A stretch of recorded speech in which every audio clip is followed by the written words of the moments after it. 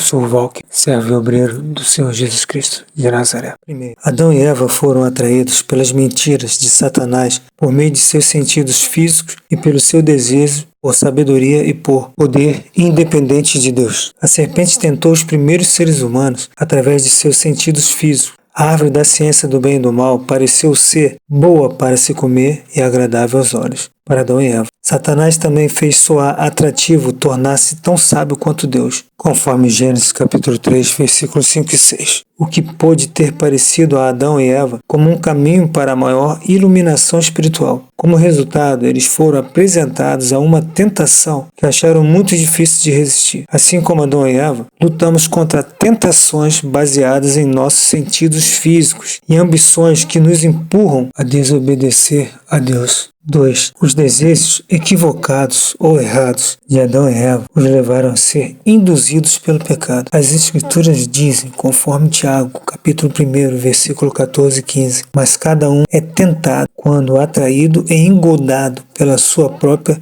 concupiscência. Depois, havendo a concupiscência concebido, dá à luz o pecado. E o pecado, sendo consumado, gera morte. Desejos rebeldes são perversões da vontade de Deus. Adão e Eva comeram da árvore da ciência do bem e do mal, muito embora Deus os tivesse advertido a não fazê-lo. Talvez eles acreditassem que estaria tudo bem em fazer só uma vez. Entretanto, aquele ato gerou cobiça na natureza deles. O pecado veio para ficar, dando à luz mais pecados, estabelecendo um padrão eterno de desobediência. Os seres humanos foram incapazes de livrar-se do pecado ou da maldição que ele lançou. O objetivo de Satanás não foi fazer os seres humanos pecarem somente uma vez, mas para que eles praticassem o pecado continuamente no estado de pecado. Desta forma, ele ganharia a entrada em suas vidas para controlá-los e oprimi-los. Se você é um cristão, a advertência é: não se pode brincar com o pecado. Temos que nos arrepender de todos os pecados e abandoná-los, porque são uma armadilha mortal. É uma espiral descendente sem fim. Uma vez que ele começa, continua a produzir o mal, a não ser que seja renunciado, perdoado através de Jesus Cristo e abandonado. Terceiro, o pecado de Adão e Eva produziu a morte para eles e para toda a humanidade. Em Tiago, capítulo 1, versículo 15, está escrito: depois, havendo a concupiscência concebido, dá à luz o pecado, e o pecado, sendo consumado, gera morte. A entrada do pecado no mundo produziu a morte espiritual na humanidade, a separação de Deus, assim como a morte física. O propósito de Satanás em nos tentar a pecar é nos separar, se possível, permanentemente do nosso Pai Celestial. Quando entendemos as verdades que acabamos de descrever, reconhecemos o fato de que a cada vez que agimos de acordo com a natureza pecaminosa, essencialmente repetimos o processo pelo qual os primeiros humanos caíram.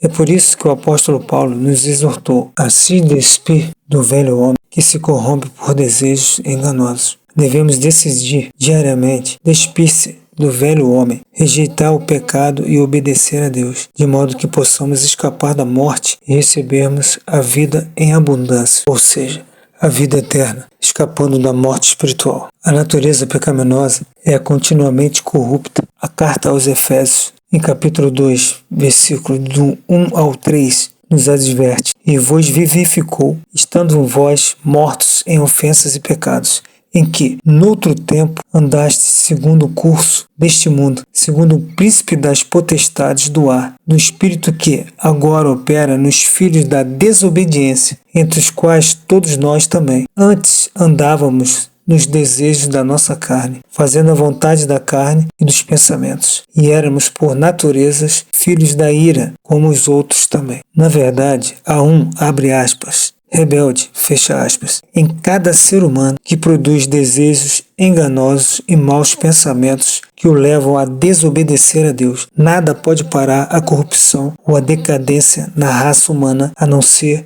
o poder de Jesus Cristo de Nazaré. Definitivamente, a natureza pecaminosa é rebelde, levando à corrupção espiritual, moral e física. Um grande abraço a todos vocês e que o Deus vivo de Israel abençoe vocês de maneira poderosa e extraordinária sempre. Em nome de Jesus Cristo de Nazaré.